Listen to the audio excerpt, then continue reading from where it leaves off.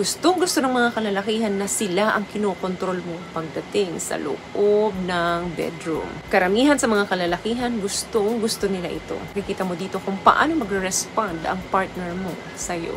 And matutuwa ka sa magiging maitim ba skin, underarm at singit mo? K-Skin ang bahala sa'yo. Premium ang ingredients, paraben-free and sulfate-free, and FDA-approved, kaya safe for everyone. With K-Skin, ibalik ang alindog mo. Huwag nang magpahuli. Hi guys! Welcome back to our channel. Kumusta po kayong lahat? Sana ay nasa mabuti po kayo. At sa mga hindi pa po nakakakilala, my name is Cheryl Ting. At kung bago lang po kayo sa channel na to, pwede po ba makahingi ng isang favor to please subscribe to this channel. At huwag nyo na rin pong kalimutan i-like and follow ang ating Facebook page official and also ang ating TikTok account, Cheryl Ting. Maraming salamat po. And for today's video is let's talk about mga sikreto ng mga kalalakihan pagdating sa usaping intimacy na hindi nyo alam na madalas itinatago ng mga kalalakihan sa mga kababaihan na sana alam ng mga babae. Yes, believe it or not, meron talaga ang mga kalalakihan na wishful na gustong gawin ng mga kababaihan na hindi talaga na pag-uusapan when it comes to intimacy.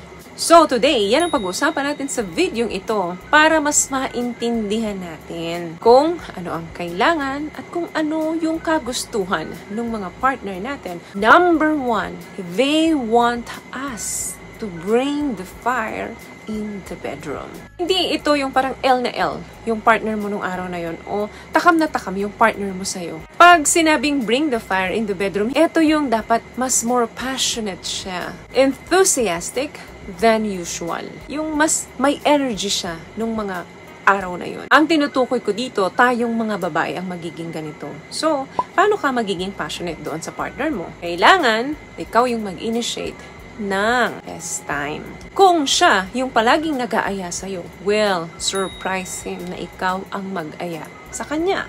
Once in a while, hindi masama na ikaw ang mauna. Instead, magiging masaya pa nga yan eh. Pwede rin naman mag-dress up ka for him. Hindi ko na ito i-mention kasi hindi naman classifies ito na gawing sikreto. But probably, ang mga kalalakihan, mga visual creatures yan.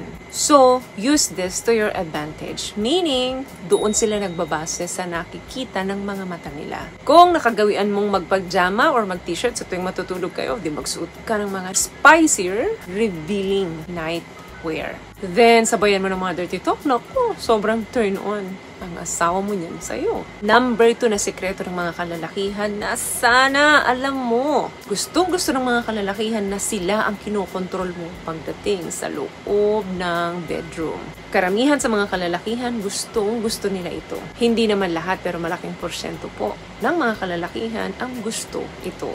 Medyo sa una nakakailang ito, pero makikita mo dito kung paano magre-respond ang partner mo sa'yo. And matutuwa ka sa magiging response niya. What I love about this product, itong No More Dark Secret ng K-Skin, bukod sa may advanced whitening na siya na kung saan pwede niyang matulungan na pumuti yung mga singit-singit mo, moisturizing, meron siyang anti-irritation, antibacterial, maintain healthy pH level. Hindi lang pambabae, meron din po tayong pang-lalaki. Number 3, ito ayaw ng mga kalalakihan na gawin mo. Alam mo yung tipong para kang starfish sa loob ng kwarto.